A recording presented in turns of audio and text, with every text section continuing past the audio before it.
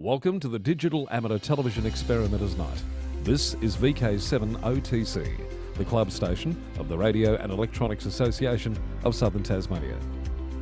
Amateur radio is a worldwide hobby that has many different aspects. Digital television is just one of the many modes and areas that are covered. Maybe you're interested in becoming involved in the DATV Experimenters Nights. Do you realise that you do not have to be a radio amateur or need any ATV equipment to participate anywhere in the world?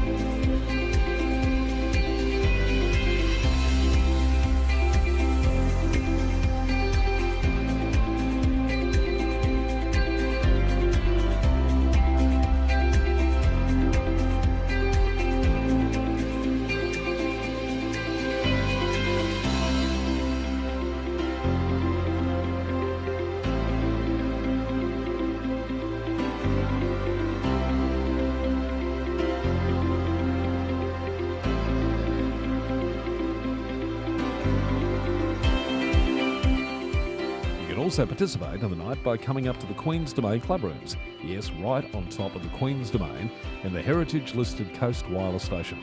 You never know, we might get you in front of the camera or behind doing one of the many roles during the night. We get underway with our program on a Wednesday night from 7:30 p.m. local time. We'll see you soon. This is VK7 OTC.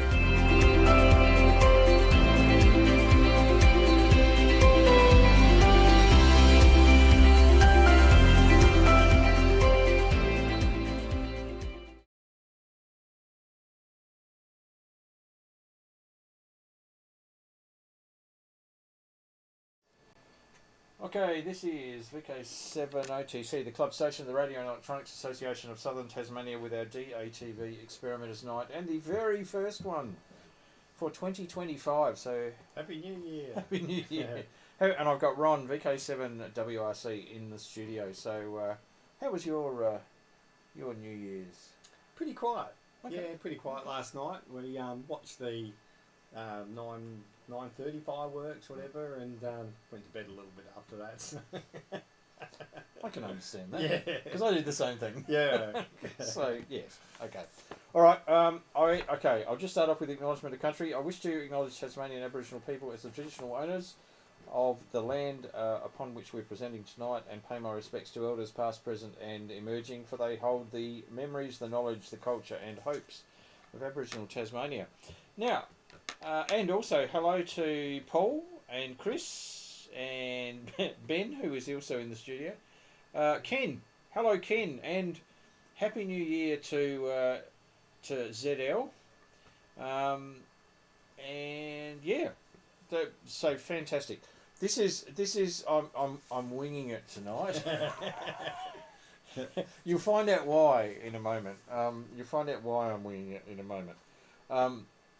But the reason I got Ron in the studio is there was a little exchange on the Discord channel.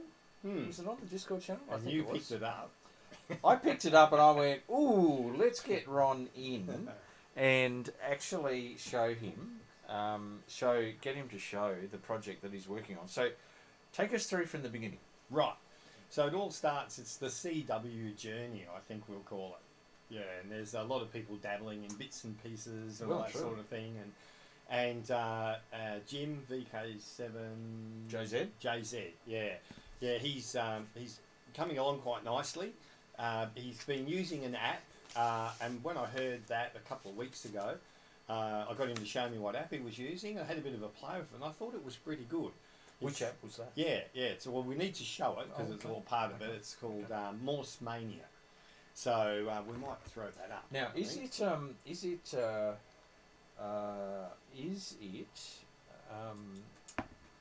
both Android and iPhone? I believe it is Android and iPhone. Okay. I believe it is. Yeah, but I've got an Android phone. Yeah. So now, won't go into everything about the app. The challenge. Yeah. Oh, I'll just select a. Let's go to there. Just all right. Just one of them. Just put that on there.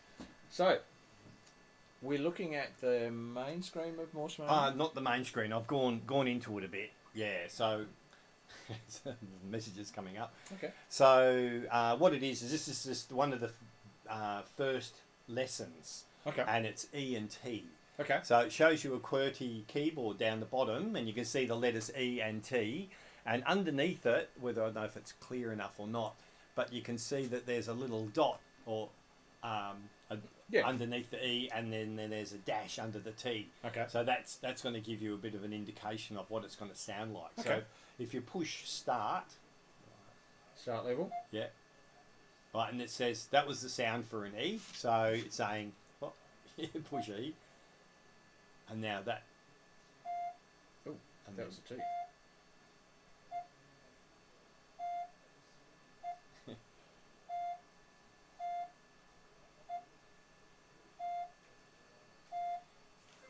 Oh, that's yeah. Yeah. So you just work your way through that. You're just about finished, yeah. And we won't go through all of them, but that just gives you the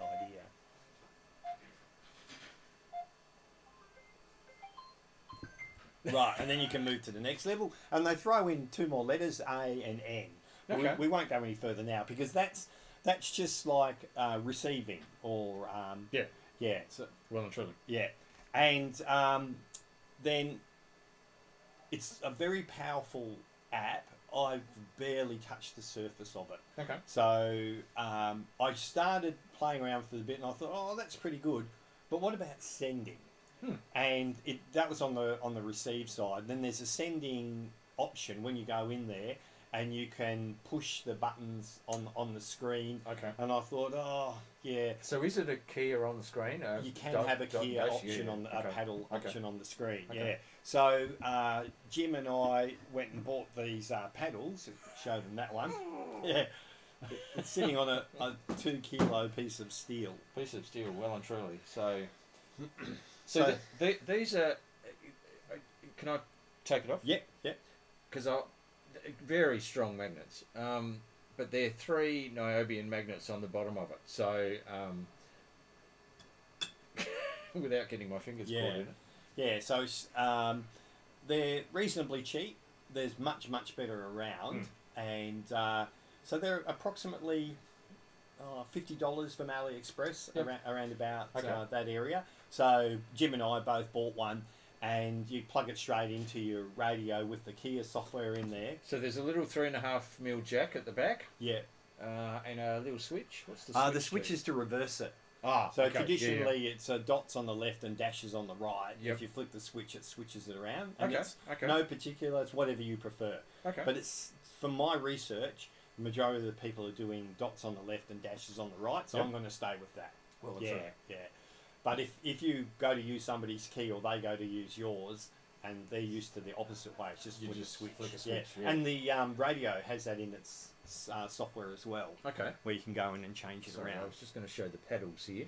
Yeah. Pedals are quite well machined, very nice, and the action's quite good. It's for someone who doesn't know much about it, it feels okay to me. But after having a bit of a play with it and trying to adjust it, I found it's a little bit wanting. Like I got the impression that you want to have it as close as possible. Because when we first got them out of the box, that you had to push it a considerable amount of way, and I thought, that's not right. No. So I kept getting closer and closer and closer, and I found that it very, very close. It was very responsive, and I was really liking it. But then, after a little while, I think it was maybe a little bit too close, and sometimes it was so close that it would stay on. And I think that's probably just the quality of the machining. Yeah. Even though nothing had happened, it just decided to go on for no reason. So I had to back it off a bit. But yeah. So anyway, we've got this nice key that'll plug into the radio, and I thought if I want to be trying transmitting, I'd have to be carrying my radio around with me, because that's 2 kilograms of steel. And yeah, well, that's got to come regardless, unless you know that you've got a metal surface. So I'm thinking, I don't want to carry the radio around when I just want to practice it. So I thought there's got to be another way. I looked a little bit further into the app, and I found out the app will accept a keyboard input. And I thought, oh, that's interesting. Okay. And I thought, but this is not a keyboard. No. So I did a little bit more researching, and I came across, I've put it all on our Discord channel, I've come across a bloke who's using an Arduino. He's written some code that'll plug in, you plug it into here, into 3.5 millimeters. The Arduino senses which keys on, and then it sends that information to the phone. So you can practice transmitting the app, which we'll give a demonstration shortly. You can practice transmitting on the phone physically using your paddles. Okay. Which is really good. Yeah. So if you were to plug that into a PC, you would be seeing a couple of letters of the keyboard come up. You would, yes. And I'm not a coder, but I went looking through the code to try and work out how it worked, and it was quite confusing. And as I was fiddling around with the code, I happened to have the key plugged into the computer because I was using the Arduino editor. Yep. And I pushed one of the keys, and the left one, believe it or not, was the left square bracket. Came up on the screen. Okay. And then I pushed the right one, it was the right square bracket. Okay. And that's important because I couldn't work that out of the code. The code was gobbledygook to me. So that bit of information really helped me because I found that the code that was uploaded on the site, for some reason, it doesn't seem to work exactly as it should. And we might show the Arduino. Okay. So in a 3D printed box, of course. Yes. Yes. Yeah. The instructions for building this project asks for a Arduino Pro Mini. Now, I thought I had some Arduino Pro Minis laying around. I was digging around through my Arduino bits and pieces, and I couldn't find any. I did have an Arduino Nano Bluetooth module, thinking that would be okay, but it wasn't. It wouldn't work on the Arduino Nano Bluetooth. And after a bit more research, I found out because the Arduino code uses a keyboard.h library to do the keyboard stuff coming out of the USB port. Now, the Arduino Nano Bluetooth version that I've got, for some reason, won't load the keyboard library. And I found that mentioned in some forums and stuff. But according to the Arduino site, Arduino Nano is supposed to support it. But this is a fancy one because it has a Bluetooth thing. So I've got a feeling whatever they've done to it, and plus it would be a compatible one, not a pure Arduino. Yeah. So that's probably why it doesn't work. So I spent a bit of time on that. I couldn't get it working. Okay. So I was looking a bit more through my stuff, and I found this board. Now this is called a Leo stick. Okay. And it's actually an Arduino Leonardo that has the USB and the connector on it. And the whole reason for this one is to make it easy. You just plug it straight into the computer to program it. Yeah, okay. And then you've got all your pins that you can take all your outputs. Okay. So it's actually got a buzzer in it as well. Underneath the bottom, it's got a buzzer. And it's also got a movement sensor in it as well. So just little fancy things that you can experiment with. I've never used it. I love it. I've had it for like 5 years, sitting in my bits and pieces. So, and then I thought, I'll just try this one to see if it works. So I plugged it into the Arduino IDE thing and put the code in, and I got it working. Except I found, and it could be because of this Arduino, it's not using the one the bloke recommended, the Arduino Pro Mini. It could be because it's maybe not fast enough or not powerful enough or something. Okay. But there was a problem with sending a continuous tones of dits or continuous tone of dashes when you hold the key in. It's meant to just continuous tones, but for some reason, when you push it in and hold it, it does the first dit, pause, and then goes dit, dit, dit, dit, dit, dit, dit. Okay. So there's something in the programming that's causing that to happen, and I couldn't find it. Okay. So I ended up stripping all that stuff out, and I wrote a really cheap and nasty, dirty piece of code that doesn't have fancy keyboard bouncing and everything like that. It's just really rugged, but I got it to work. So no debounce. No debounce, no. But I got it to work. So, but what I will do is get our... The contacts must be pretty clean in well, I've put a small delay in, and the way I'm doing it, I found out I didn't need debounce. So, but the thing is, because you can't use it in the other way, because you try to do an S and you get an IE, you get a dot, a dot, and then an E and an I, a dot and then 2 dots instead of 3 dots. Yeah, so we'll plug it all in and we'll see how it goes. We'll go into transmit on this side. Now, what we can do here is, I'll just, we'll go to our new camera. Oh, there you go. It's, and we'll just move the Jamison's can. What will we go? Yep. This one.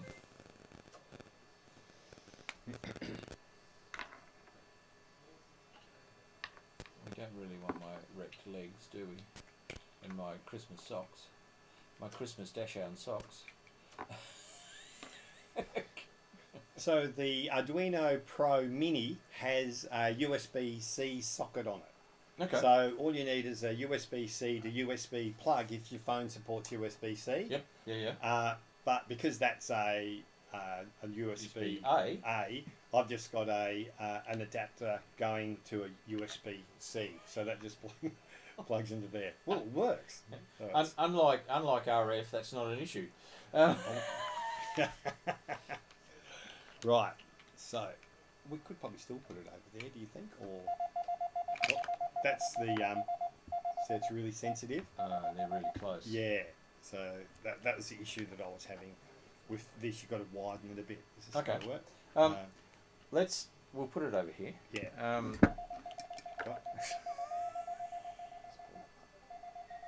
We'll get it in position. We'll get it in. There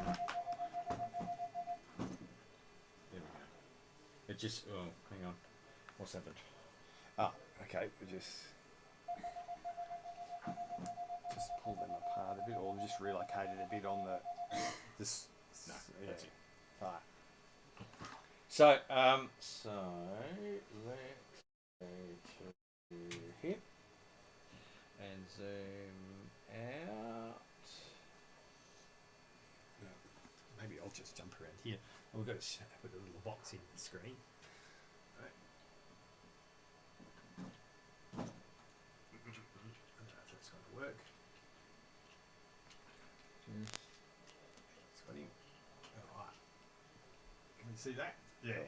So we have our paddle with the left and right going into the Arduino. The Arduino then detects which one's being pressed and then outputs the appropriate ASCII key through the keyboard software to go into the phone. Cool. Now that we've got the program running. Right. So we've just picked a transmit side of the program and I've chosen the input. I've changed it to the iambic key A. Okay. And you can actually do it on the screen if you wanted to, but why would you when you can have a physical one? So if we, just to demonstrate it, if I push the dot one in and hold it, so it just does continuous dots. Yeah. Whereas using the other software, it goes dot and then dot, dot, dot, dot, dot, dot. Yeah. Okay. Right, so, and then the dashes. Cool. I think it's 15 words per minute. Okay. It's set to. Yeah, sweet. So if we start this test, then you have to do a T, which is N,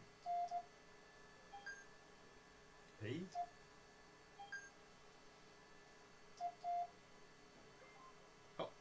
that wasn't fast enough. Correct. Yeah, you see, I wasn't doing it fast enough for the 15 words per minute. Better. That's better.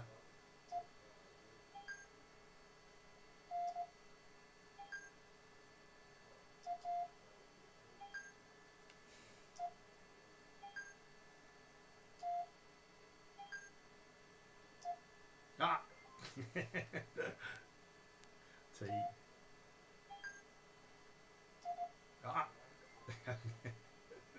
So I need a lot of practice. Anyway, so you get the idea of it. Yeah. And that's just at a beginner level with just a few letters, and it can go, it goes right through the alphabet. It's actually a very powerful piece of software. We've barely scratched the surface of what it can do. Okay. So I think it's probably, now that you can do it on your phone, you don't have to lug your radio around, and you can practice the receiving and the transmitting. I think it'll really help people with learning the CW. Okay.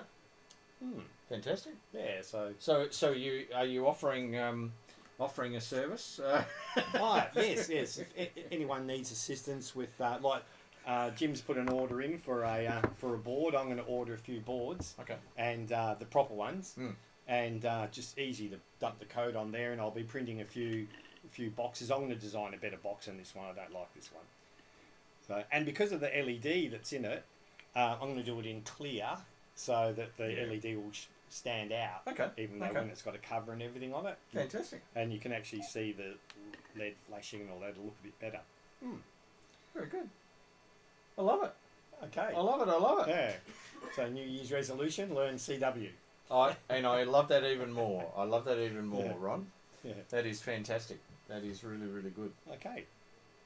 So to finish up, go dash dash dot dot dot dot dot dot dash dash Say that again. dash dash dot dot dot. M. No, S. that's 7. Oh, yes. Yeah. 73. Sorry. Too slow between the... Okay. Yeah. You got to do it a bit quicker. More words per minute. Yeah. Yeah. Yeah.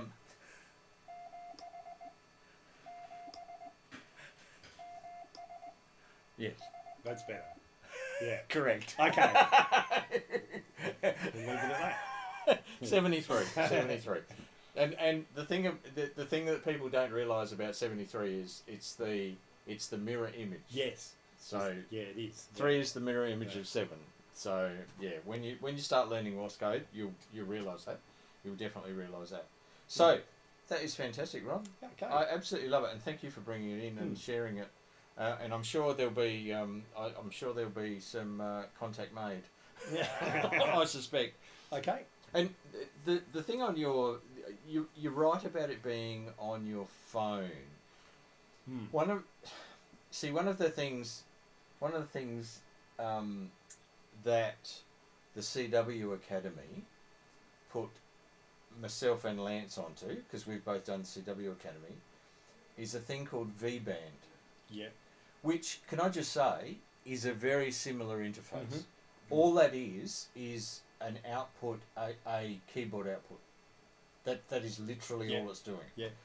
But it enables you to put in a keyer and the thing about that is it's all web-based software. Yeah. So you're on the web. You can do some practice. You can do a QSO with decode on and decode off. So when if you're doing it on the web, you'd use your keyboard, would you? You can use your keyboard, but you can also, with the VBand interface, you can use a keyer or a straight key. Yeah. Well and truly, and you specify whether it's a straight key or an iambic AB, etc., etc., etc. So that's but the thing about that is you still need the connection to the web on a device. The interesting question that you've now planted in my mind is, if you've got the ability to plug in a USB device into your phone, then you could do it on your phone. Oh yes. Okay. Yeah. Of course. Yeah. Because you go to the browser, the website, the browser. Yeah. And the thing about VBand is you can have a QSO with someone, so you can actually you go on, and if there is somebody on there, you can call CQ to them or call them. Yeah. And then they will come back and it will print out what the conversation is and all of that sort of stuff. And then when you get confident, you can switch the decode off. Yeah. So you're just listening to it. But great start. Okay. Fantastic. Morse Mania. Morse Mania. Now, I'll put the links in the. Can you send me the links? Yeah. And I'll include them in the video description. Yeah. Yeah. So if somebody wants to follow up, we'll be able to do that. Yeah. So the issue I had with the code the bloke supplied, I don't know if it's because of what I'm using here. So we need to get what he specifies. And see what happens there. But I could put my rough and dirty bit of code in there. But we'll just see how it goes. I love it. It. Okay. Fantastic, Ron. Now, you're welcome to stick around. Our next bit is, for those who don't know, today being New Year's Day, is SOTA Double Points Day. And what SOTA Double Points Day is, very simply, if you... SOTA is all done on UTC, so Universal Coordinated Time, or GMT, whatever you want to call it. And so we are currently, in our particular time zone, we are plus 11 hours. Now that works in our favour because plus 11 hours means that the UTC year changeover occurs at 11 a.m. in the morning for us. So what that means is we can head up to a summit that we haven't worked for that particular year, work it, work the prerequisite for contacts or more, and then when 11 a.m. clocks over, you can work all those people again. And so you've worked them in the previous year, and then you've worked them in this particular case, 2025. So New Year's Day is a little bit of a special day in SOTA circles. So what I decided to do was head up to, zoom out here. This is the Wellington Range, the Gingtong Range, yeah, the Wellington Range. So for those who don't know, Mount Wellington is that way, and Collins Bonnet and Collins Cap you can see from most places, and then directly behind Collins Bonnet is what they call Trestle Mountain, and then directly behind that is Mt Marian. Now, the combination of, I think it's Mt Marian, Trestle and Collins Bonnet form Sleeping Beauty. Okay. So that's why, Trestle and Collins Bonnet, it says Sleeping Beauty. So it must be these two. Because as you come up the Huon, out of the Huon Valley, you're looking at Trestle Mountain and Collins Bonnet, and the combination of those two at the angle you're looking at looks like a woman lying on her back with her face upwards, which is Sleeping Beauty. So is that closer to Huon, or is it closer to... Well, interesting you say that, because... I was wondering where the Lyle Highway would be. I was sitting here at Trestle Mountain with the stereotypical trestle rocks, which I'll show you in a sec, and I had them directly in front of me, and on my left side I was looking down the Huon Valley, and on my right side I was looking down the Derwent Valley. So could you see New Norfolk? Yes, well and truly. Right. Absolutely. Yeah. That's the biggest settlement. Yeah. Off to your right. But at Trestle Mountain, you're actually looking, on one side it's the Huon Valley, on the other side of Trestle Mountain it's the Derwent Valley. Right. You're literally looking all the way up the Derwent Valley, and then all the way up the Huon Valley in the other direction. So what I decided to do was activate Mt Marian, and a bit of an aside here, the sign for the track to Mt Marian is spelt incorrectly. But anyway, it's Marion, not Marianne. I noticed that. But so, Mt Marian, I decided this is just here. You come up from Collinsvale, you get to up the Myrtle Forest Walk. The Myrtle Forest Walk here, you park here, you walk in the Myrtle Forest, you follow the Myrtle Forest Creek up the Myrtle Forest, you work your way up here, you get up onto the Collins Cap Fire Trail.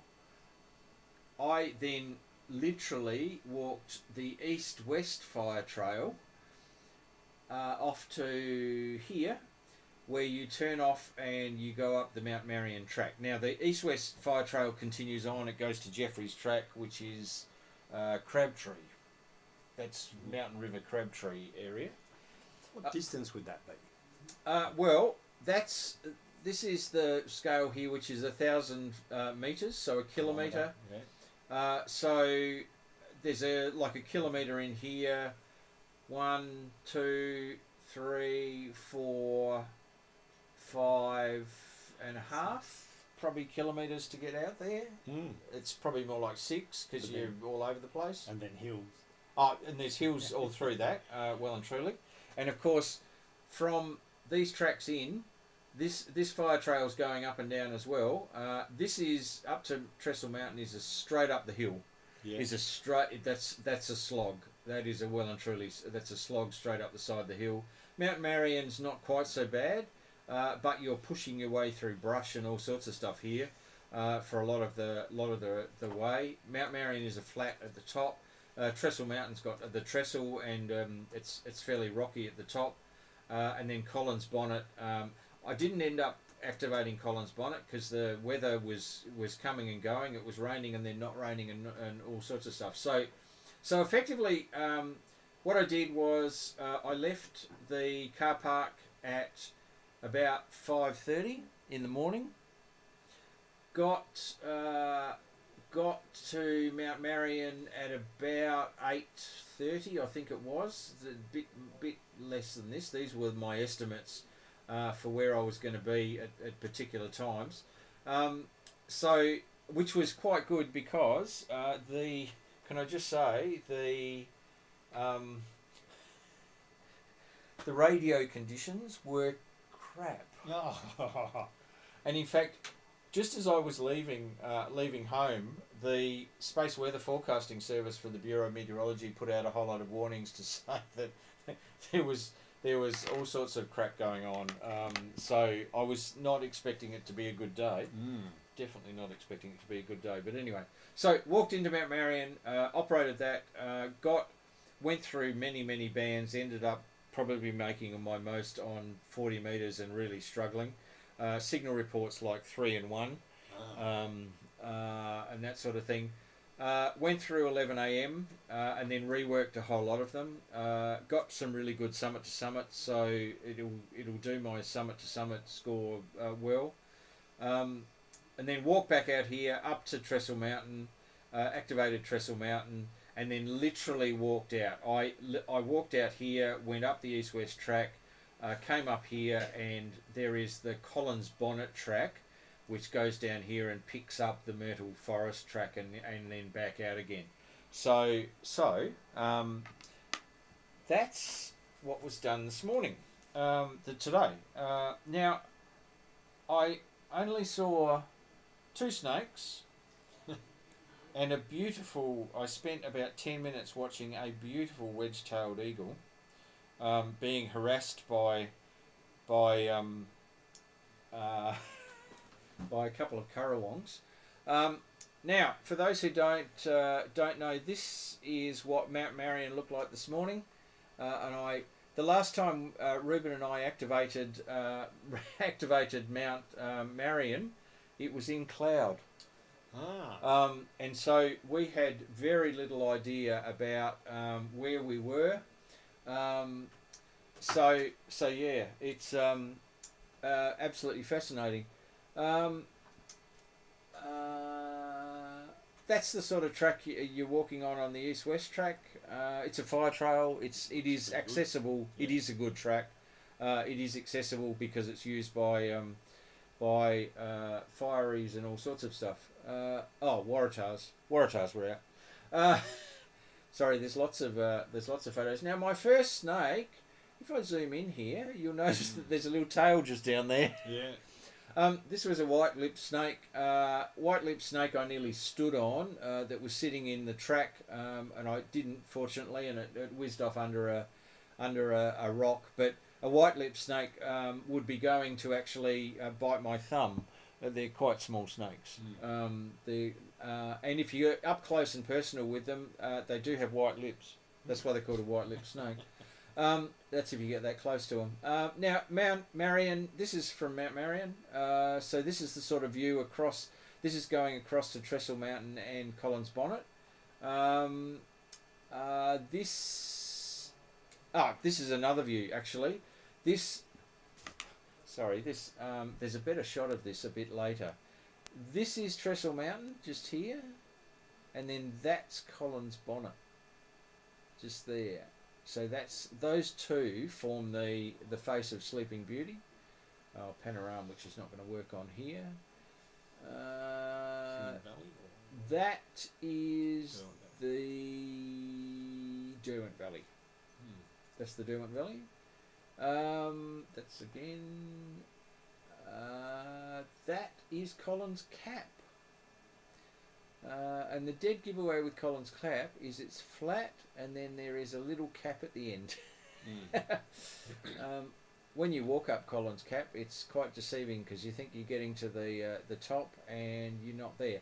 Now, this is the setup, all set up on a rock. I had the squid pole velcroed to a tree. I then set up the hoochie over the top of this because it started to rain for about 5 minutes and then the sun came back out again. There's the, Squid pole. There's the squid pole and the link dipole. It's inverted V dipole. Yep. Yeah. Yep. That's correct. Links, that's a bit more. Oh, now that's it. This is a better shot. This is actually a better shot. This is Trestle Mountain. This one here that I was going back to, I'll show you in a sec. This is Collins Bonnet. Quite a dramatic looking mountain from this direction. This is the sort of track you're walking through. You are pushing through bush for a fair bit of it, so you do. Now, I put my pack down to put my raincoat back into it, and went to open the top, which would have fallen on top of this, and happened to look and went, "Ooh, that's a tiger snake." Quite a large one, not doing anything. It was quite cool, so it wasn't doing anything. But yeah, I just sort of went, I think I'll go further down the track. Thank you very much. Now, then walking up the east-west track, there is a wedge-tailed eagle. Looking at me. I was trying to get closer and closer to it, and it was going, "What are you doing? What are you doing?" Who was being harassed by currawongs. Beautiful bird, absolutely beautiful bird. Video.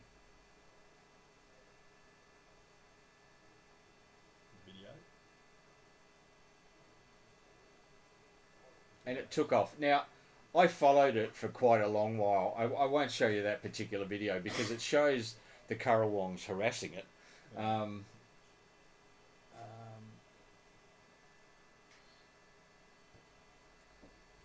I don't know whether this shows. There were 3 of them that were. Anyway, that's okay. That's okay. Now, sorry, this is all vegetation that's out right at the moment. Now, Trestle Mountain. This is the reason it's called Trestle Mountain. Because there's a trestle. Which, if you look at the intro to the DATV night. Yes, you're sitting in there. Ruben is sitting in there with a handheld. Yeah. So there you go. There's me sitting in. I sent that to Ruben. I said, "Remember this place?" That's a bit of a panorama. The cloud base was starting to come down. Now this is. I'll actually play this. 6 meters. This is 6 meters, and I had absolutely no luck at 6 meters. Because I realised there is a whole lot of crap coming off of Mount Wellington. And it's this sort of stuff. That's the call channel. And that is the sort of noise, and I was not hearing. If people were calling me, I was not hearing them because the amount of noise was just off the show. Absolutely off the show.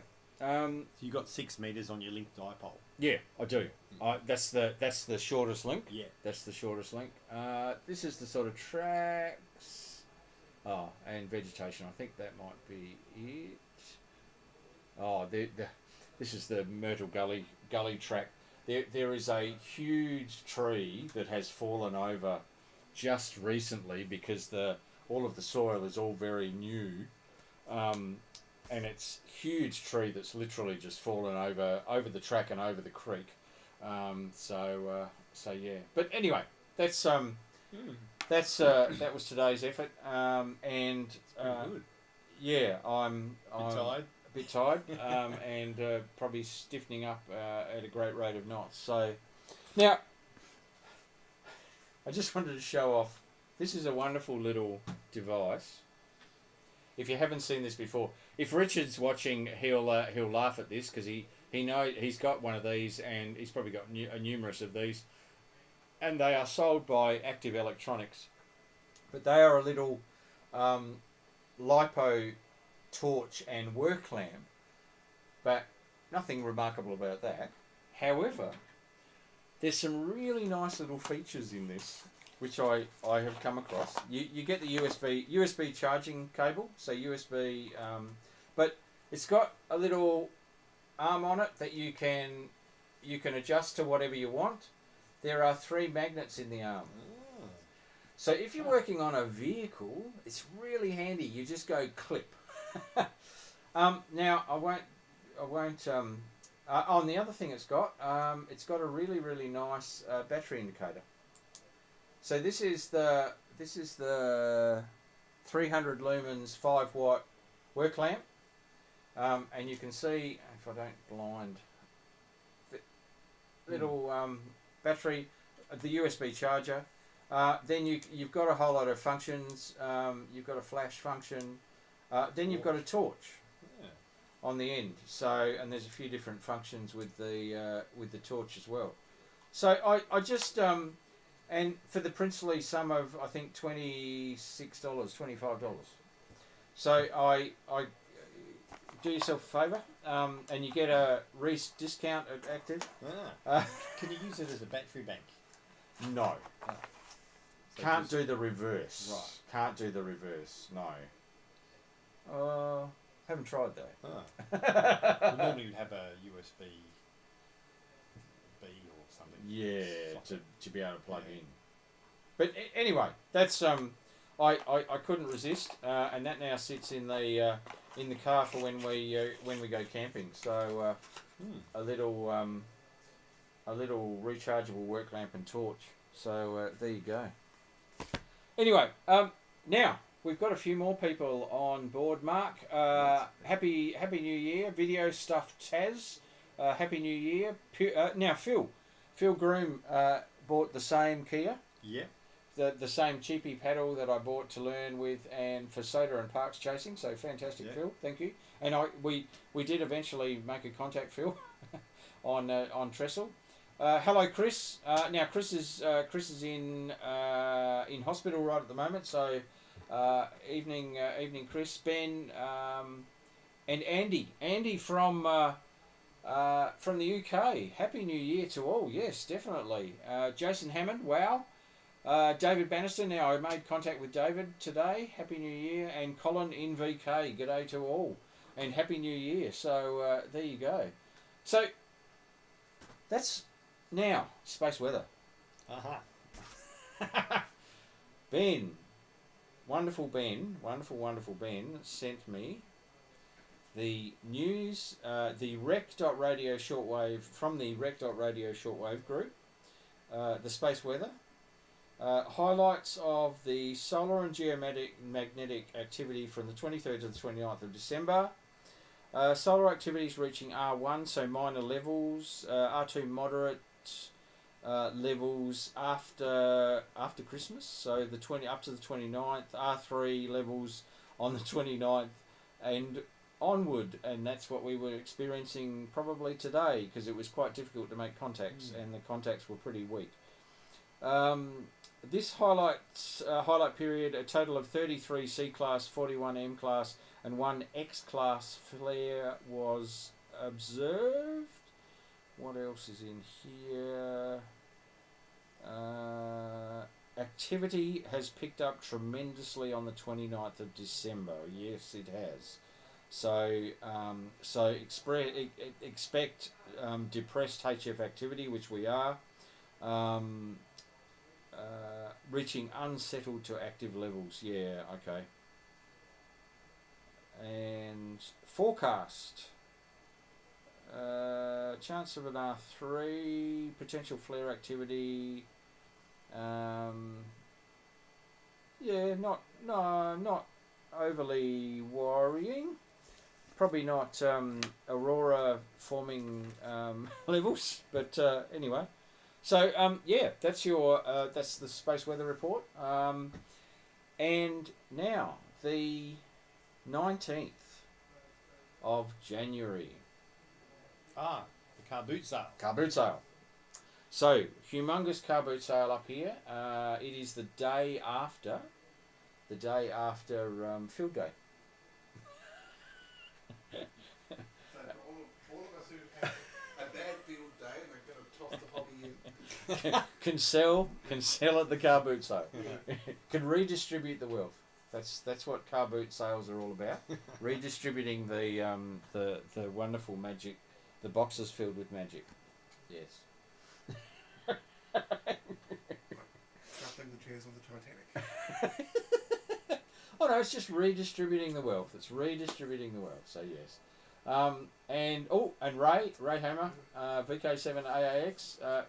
Hello Ray, and Happy New Year.